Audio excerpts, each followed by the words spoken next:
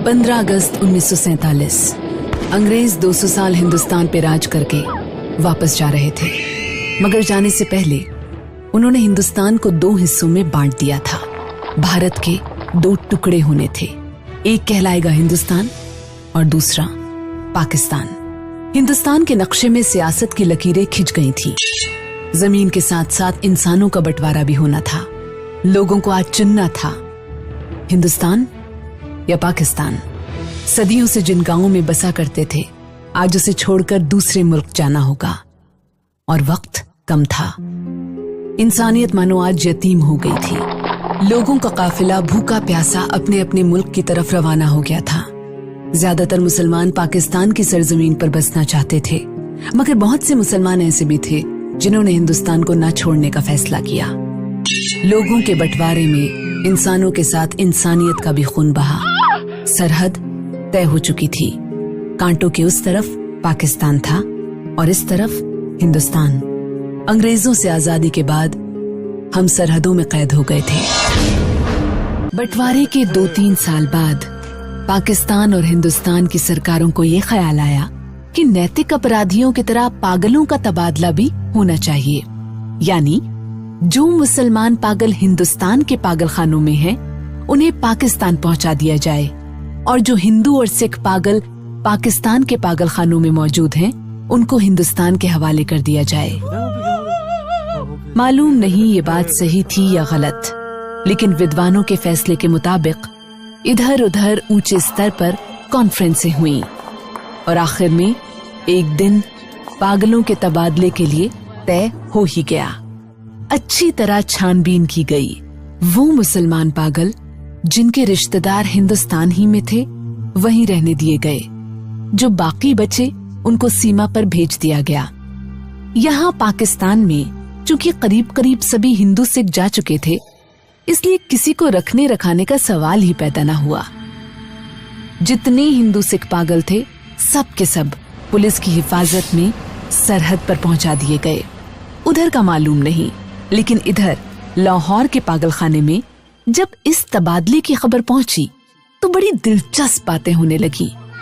एक मुसलमान पागल से जो 12 बरस से बाकायदा हर रोज जमींदार पढ़ता था, जब उसके एक मित्र ने पूछा, मौलवी साहब, ये पाकिस्तान क्या होता है? हिंदुस्तान में एक ऐसी जगह है जहाँ उस्तरे बनाते हैं। ये जवाब सुनकर उसका दोस्त संतुष्ट हो गया। इसी तरह एक सिख पागल ने दूसरे सिख पागल से पूछा, सरदार जी, हमें हिंदुस्तान क्यों भेजा जा रहा है? हमें तो वहाँ की बोली भी नहीं आती। दूसरा मुस्कुराया, मुझे तो हिंदुस्तान की बोली आती है। हिंदुस्तानी बड़े शैतान और आकड़ आकड़ फिरते हैं।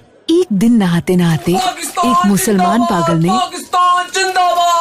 का नारा इतनी जोर से लगाया कि फर्श पर फिसल कर गिरा और बेहोश हो गया। कई पागल ऐसे भी थे जो पागल नहीं थे। उनमें ज्यादा तादाद ऐसे कातिलों की थी जिनके रिश्तेदारों ने कुछ दे दिलाकर उन्हें पागलखाने भिजवा दिया था कि फांसी के फंदे से बच जाएं। ये कुछ कुछ समझते थे कि हिंदुस्तान का बंटवारा क्यों हुआ है और पाकिस्तान क्या है, लेकिन सही घटनाओं से वो भी अनजान थे।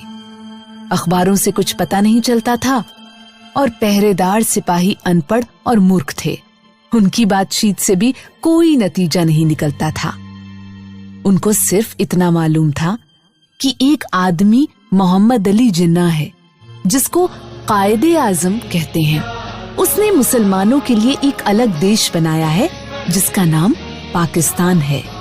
ये कहाँ है, कहाँ से कहाँ तक फैला हुआ है, इसके बारे में वो कुछ नहीं जानते थे। यही वजह है कि पागल खानों में वो सब पागल जिनका दिमाग पूरी तरह खराब नहीं था, इस असमंजस में थे कि वो हिंदुस्तान में है या पाकिस्तान में। अगर हिंदुस्तान में है तो पाकिस्तान कहाँ है, और अगर वो पाकिस्तान में है तो ये कैसे हो सकता है कि कुछ अरसा पहले वो यहीं रहते हुए भी हिंदुस्तान में थे। एक पागल तो पाकिस्तान और हिंदुस्तान, हिंदुस्तान और पाकिस्तान के चक्कर में कुछ ऐसा गिरफ्तार हुआ कि और ज्यादा पागल हो गया। झाड़ू देते देते एक दिन वो पेड़ पर चढ़ गया और टहनी पर बैठकर 2 घंटे लगातार भाषण देता रहा। जो पाकिस्तान और हिंदुस्तान की गंभीर समस्या पर था। सिपाहियों ने उसे नीचे उतरने को कहा तो वो और ऊपर चढ़ गया। डराया धमकाया तो उसने कहा, मैं ना हिंदुस्तान में रहना चाहता हूँ ना पाकिस्तान में, मैं इस पेड़ पर ही रहूंगा। बड़ी मुश्किलों के बाद जब उसका दौरा सर्द पड़ा तो वो नीचे उतरा और अपने हिंदू सिख दोस्तों से गले मिल मिल कर बहुत रोया। इस ख्याल से उसका दिल भर आया था कि वो उसे छोड़कर हिंदुस्तान चले जाएंगे। एक MSc पास रेडियो इंजीनियर में जो मुसलमान था और दूसरे पागलों से बिल्कुल अलग थलग बाग की एक खास रविश पर सारा दिन खामोश टहला करता था, ये तब्दीली जाहिर हुई कि उसने तमाम कपड़े उतारकर दफेदार के हवाले कर दिए और नंग धड़ंग सारे बाग में चलना फिरना शुरू कर दिया। चिन्नौट के एक मोटे से मुसलमान पागल ने, जो मुस्लिम लीग का जोशीला सदस्य रह चुका था और दिन में 15-16 बार नहाया करता था, सहसा ये आदत छोड़ दी। उसका नाम मोहम्मद अली था, इसलिए उसने एक दिन अपने जंगले में ऐलान कर दिया, मोहम्मद अली जिन्ना है, हमारी इजाजत के बिना। उसकी देखा देखी एक सिख पागल मास्टर तारा सिंह बन गया। करीब था कि उस जंगले में खून खराबा हो जाए, मगर दोनों को खतरनाक पागल करार देकर अलग अलग बंद कर दिया गया। लाहौर का एक नौजवान हिंदू वकील था जो प्रेम में असफल होकर पागल हो गया था। जब उसने सुना कि अमृतसर हिंदुस्तान में चला गया है तो उसे बहुत दुख हुआ। उसी शहर में एक हिंदू लड़की से उसे प्रेम हुआ था। हालांकि उस लड़की ने उसे ठुकरा दिया था, लेकिन पागलपन की हालत में भी वो उसको नहीं भूला था। चुनांचे वो उन तमाम हिंदू मुसलमान नेताओं को गालियां देता था जिन्होंने मिल मिलाकर हिंदुस्तान के 2 टुकड़े कर दिए। उसकी प्रेमिका हिंदुस्तानी बन गई और वो पाकिस्तानी। जब तबादले की बात शुरू हुई तो वकील को कई पागलों ने समझाया कि वो दिल बुरा न करे, उसको हिंदुस्तान भेज दिया जाएगा, उस हिंदुस्तान में जहां उसकी प्रेमिका रहती है। मगर वो लाहौर छोड़ना नहीं चाहता था, इसलिए कि उसका ख्याल था कि अमृतसर में उसकी प्रैक्टिस नहीं चलेगी। यूरोपियन वार्ड में 2 एंग्लो इंडियन पागल थे। उनको जब मालूम हुआ कि हिंदुस्तान को आजाद करके अंग्रेज चले गए हैं तो उन्हें बड़ा दुख हुआ।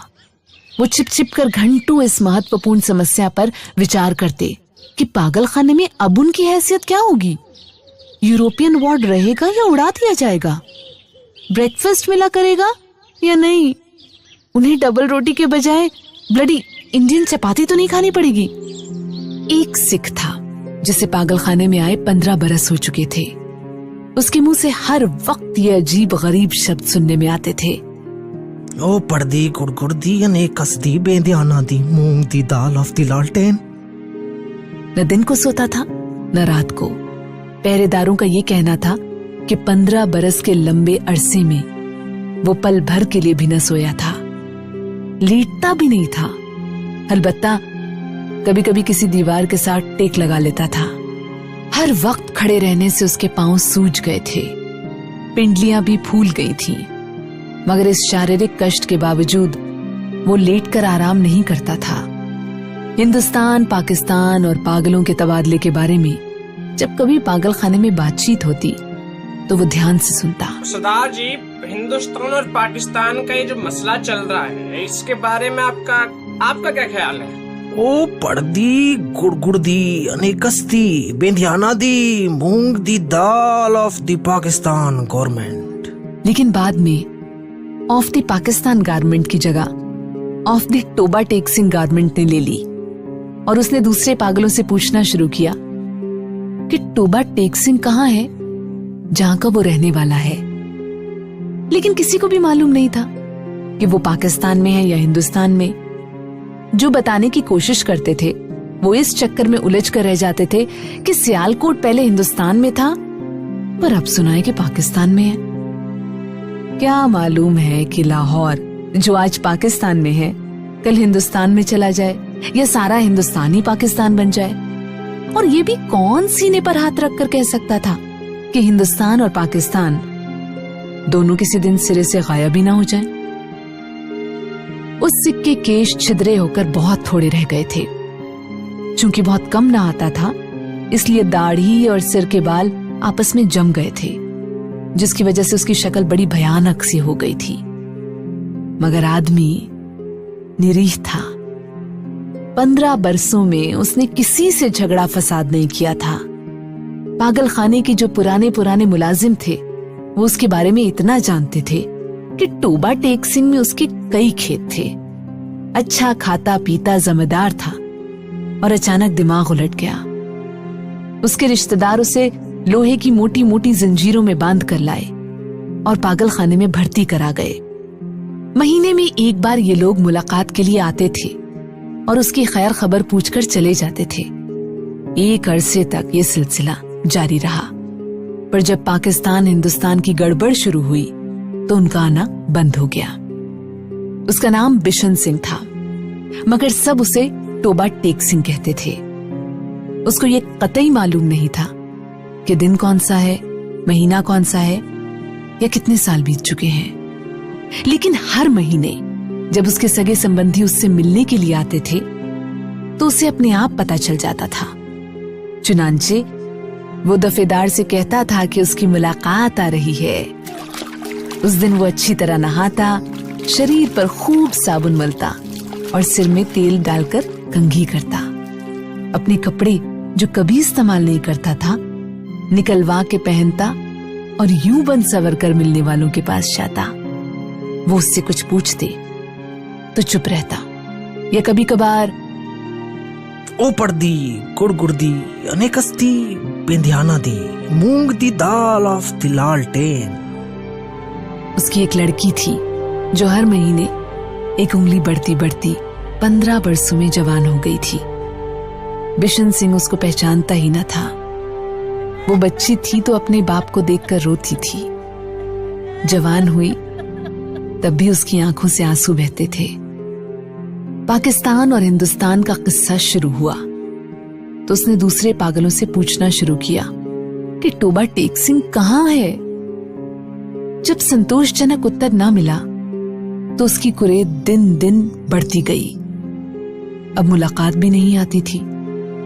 पहले तो उसे अपने आप पता चल जाता था कि मिलने वाले आ रहे हैं, पर अब जैसे उसके दिल की आवाज भी बंद हो गई थी जो उसे उनके आने की सूचना दे दिया करती थी। उसकी बड़ी इच्छा थी कि वो लोग आए जो उससे सहानुभूति प्रकट करते थे और उसके लिए फल, मिठाइयां और कपड़े लाते थे। वो अगर उनसे पूछता कि टोबा टेक सिंह कहाँ है तो यकीनन उसे बता देते कि पाकिस्तान में है या हिंदुस्तान में, क्योंकि उसका ख्याल था कि वो टोबा टेक सिंह से ही आते हैं जहां उसकी जमीनें हैं। पागल खाने में एक पागल ऐसा भी था जो खुद को खुदा कहता था। उससे जब एक दिन बिशन सिंह ने पूछा कि टोबा टेक सिंह पाकिस्तान में है या हिंदुस्तान में, तो उसने अपना स्वाभाविक ठाका लगाया और कहा, और वो ना पाकिस्तान में है ना हिंदुस्तान में, क्योंकि अब तक हमने हुक्म ही नहीं दिया। बिशन सिंह ने उस खुदा से कई बार बड़ी मिन्नत समाजत से कहा कि वो हुक्म दे दे ताकि झंझट खत्म हो, लेकिन वो अत्यधिक व्यस्त था, इसलिए कि उसे और बेशुमार हुक्म देने थे। एक दिन तंग आकर वो उस पर बरस पड़ा। ऊपर दी गुड़ दी अनेकस दी बेंधियाना दी मूंग दी दाल ऑफ वाहिगुरु जी दा खालसा एंड वाहिगुरु जी दी फतेह। जो बोले सो निहाल, सत श्री अकाल। इसका शायद ये मतलब था कि तुम मुसलमानों के खुदा हो, सिखों के खुदा होते तो जरूर मेरी सुनते। तबादले से कुछ दिन पहले टोबा टेक सिंह का एक मुसलमान जो बिशन सिंह का दोस्त था मुलाकात के लिए आया। पहले वो कभी नहीं आया था। जब बिशन सिंह ने उसे देखा तो एक तरफ हट गया और वापस जाने लगा, मगर सिपाहियों ने उसे रोका। ये तुमसे मिलने आया है, तुम्हारा दोस्त फजलदीन है। बिशन सिंह ने फजलदीन की ओर देखा और कुछ बड़बड़ाने लगा। फजलदीन ने आगे बढ़कर उसके कंधे पर हाथ रखा। मैं बहुत दिनों से सोच रहा था कि तुमसे मिलूं, लेकिन फुर्सत ही नहीं मिली। तुम्हारे सब आदमी खैरियत से हिंदुस्तान चले गए हैं। मुझसे जितनी मदद हो सकी मैंने की, और तुम्हारी बेटी रूप कौर। वो कुछ कहते कहते रुक गया। बिशन सिंह कुछ याद करने लगा। बेटी रूप कौर। फजलुद्दीन ने रुक रुक कर कहा, हाँ, वो भी ठीक ठाक है, उनके साथ ही चली गई थी। बिशन सिंह चुपचाप खड़ा रहा। फजलुद्दीन ने कहना शुरू किया, और हाँ, उन्होंने मुझसे कहा था कि तुम्हारी खैर खैरियत पूछता रहूं। अब मैंने सुना है कि तुम हिंदुस्तान जा रहे हो। भाई बलबीर सिंह और भाई बदावा सिंह से मेरा सलाम कहना, और बहन अमृत कौर से भी। भाई बलबीर से कहना कि फजलुद्दीन राजी खुशी है। 2 भूरी भैंसें जो वो छोड़ गए थे, उनमें से एक ने पाड़ा दिया है, दूसरी के पाड़ी हुई थी, पर वो 6 दिन की होके मर गई। और मेरे लायक जो खिदमत हो कहना, ठीक है? मैं हर वक्त तैयार हूं। और तुम्हारे लिए ये थोड़े से मरूंडे लाया हूं। बिशन सिंह ने मरूंडों की पोटली लेकर पास खड़े सिपाही के हवाले कर दी और फजलुद्दीन से पूछा, तोबा टेक सिंह कहाँ है? फजलुद्दीन ने जरा हैरत से कहा, कहाँ है? वही है जहाँ था। बिशन सिंह ने फिर पूछा, पाकिस्तान में या हिंदुस्तान में? हिंदुस्तान में नहीं, पाकिस्तान में। फजलुद्दीन बौखला सा गया। बिशन सिंह बड़बड़ाता हुआ चला गया। ओ पड़ दी गुड़ दी अनेक हस्ती बेंधियाना दी मूंग दी दाल of the Pakistan and Hindustan of दी तुर फिटे मुंह। तबादले की तैयारियां पूरी हो चुकी थी। इधर से उधर और उधर से इधर आने वाले पागलों की सूचियां पहुंच गई थीं और तबादले का दिन भी तय हो चुका था। सख्त सर्दी पड़ रही थी। जब लाहौर के पागलखाने से हिंदू सिख पागलों से भरी लॉरियां पुलिस के रक्षक दस्तों के साथ रवाना हुई, संबंधित अफसर भी साथ थे। वाघा की सरहद पर दोनों ओर के सुपरिटेंडेंट एक दूसरे से मिले और आरंभिक कार्रवाई खत्म होने के बाद तबादला शुरू हो गया, जो रात भर जारी रहा। पागलों को लॉरियों से निकालना और उनको दूसरे अफसरों के हवाले करना बड़ा मुश्किल काम था। कई तो लॉरियों से निकलते ही न थे। जो निकलना मंजूर कर लेते थे, उनको संभालना मुश्किल हो जाता था, क्योंकि वो इधर उधर भाग खड़े होते थे। जो नंगे थे, उनको कपड़े पहनाए जाते तो वो उन्हें फाड़कर अपने तन से अलग कर देते। कई गालियां बक रहे थे, कोई गा रहा था, आपस में लड़ झगड़ रहे थे, रो रहे थे, बिलख रहे थे। कान पड़ी आवाज सुनाई नहीं देती थी। पागल औरतों का शोरगुल अलग था और सर्दी इतनी कड़ाके की थी कि दांत से दांत बज रहे थे। पागलों का बहुमत इस तबादले के हक में नहीं था, इसलिए कि उनकी समझ में नहीं आ रहा था कि उन्हें अपनी जगह से उखाड़कर कहां फेंका जा रहा है। वो कुछ एक जो सोच समझ सकते थे, पाकिस्तान जिंदाबाद और पाकिस्तान मुर्दाबाद के नारे लगा रहे थे। 2-3 बार फसाद होते होते बचा, क्योंकि कुछ मुसलमानों और सिखों को ये नारे सुनकर तैश आ गया था। जब बिशन सिंह की बारी आई और वाघा के उस पार संबंधित अफसर उसका नाम रजिस्टर में दर्ज करने लगा, तो उसने पूछा, तोबा टेक सिंह कहाँ है? पाकिस्तान में या हिंदुस्तान में? अफसर हंसा। पाकिस्तान में। ये सुनकर बिशन सिंह उछलकर एक ओर हटा और दौड़कर अपने बाकी साथियों के पास पहुंच गया। पाकिस्तानी सिपाहियों ने उसे पकड़ लिया और दूसरी ओर ले जाने लगे, मगर उसने चलने से इनकार कर दिया। तोबा टेक सिंह कहाँ है? और जोर जोर से चिल्लाने लगा, ऊपर दी गुड़गुड़ दी बेध्याना दी मूंग दी दाल ऑफ तोबा टेक सिंह एंड पाकिस्तान। उसे बहुत समझाया गया कि देखो, अब तोबा टेक सिंह हिंदुस्तान में चला गया है, अगर नहीं गया तो उसे तुरंत वहां भेज दिया जाएगा, मगर वो न माना। जब उसको बरबस दूसरी ओर ले जाने की कोशिश की गई, तो वो बीच में एक जगह इस तरह अपनी सूजी हुई टांगों पर खड़ा हो गया जैसे अब कोई शक्ति उसे वहां से नहीं हिला सकेगी। आदमी चूंकि निरीह था, इसलिए उससे ज्यादा जबरदस्ती न की गई। उसको वहीं खड़ा रहने दिया गया और तबादले का बाकी काम होता रहा। सूरज निकलने से पहले निश्चेष्ट और अचल खड़े बिशन सिंह के कंठ से एक गगन भेदी चीख निकली। इधर उधर से कई अफसर दौड़े आए और देखा कि वो आदमी जो 15 बरस तक दिन रात अपनी टांगों पर खड़ा रहा था, औंधे मुंह लेटा है। उधर कांटेदार तारों के पीछे हिंदुस्तान था, इधर ऐसे ही तारों के पीछे पाकिस्तान, बीच में जमीन के उस टुकड़े पर जिसका कोई नाम नहीं था, तोबा टेक सिंह पड़ा था।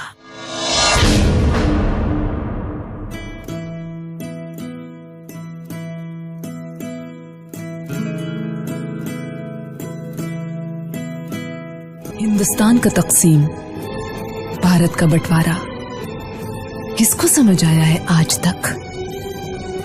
जमीन की लकीर ने जिंदगी चीर डाली, कांटों की तार ने दिलों में चुभन छोड़ दी हमेशा के लिए। चेहरों और किरदारों पर बंटवारा ना आज तक हो पाया, न हो पाएगा। सरहद पार उस रोज जो तोबा टेक सिंह गिरा था, उसकी लाश आज तक जिंदा है।